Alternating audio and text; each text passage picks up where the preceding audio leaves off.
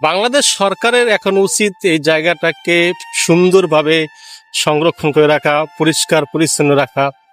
যেহেতু আমাদের যে মহান স্বাধীনতার যে ঐতিহাসিক যে ৭ই মার্চের ভাষণ, এখানে জাতির জনক বঙ্গবন্ধু সবাইকে এক সুতায় আবদ্ধ করে এই মাঠের প্রান্তরে জমা করেছিলেন।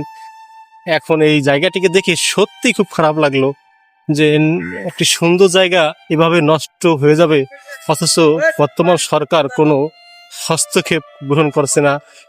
হুম, আসলে এটা সরকারের জিনিস, খারাপ লাগে যে সুন্দর জায়গাগুলো নষ্ট হয়ে যাবে।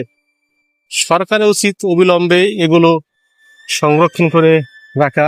আমি যখন ইন্ডিয়া গিয়েছিলাম তখন আমি একটা জিনিস খুবই আমার চোখে পড়েছে, সেটা হলো তারা ইতিহাসের যে জায়গাগুলো বা স্থানগুলো যে কিভাবে সংরক্ষণ করে রেখেছে। মনে হয় আরো 500 বছর গেল সম্ভবত ওইটা নষ্ট হবে না। আর আমাদের দেশের সরকার আসে, ইতিহাস পরিবর্তন হয়, জায়গা পরিবর্তন হয়, এবং ইতিহাসে যে জায়গাগুলো সেটাকে মানে নিজ হাতে ধ্বংস করে ফেলে। এটাই একটা কষ্ট।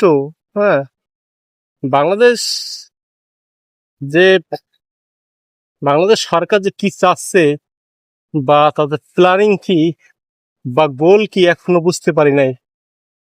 এই দেশে মনে হয় জন্ম গ্রহণ করাই একটা আজন্ম পাপ।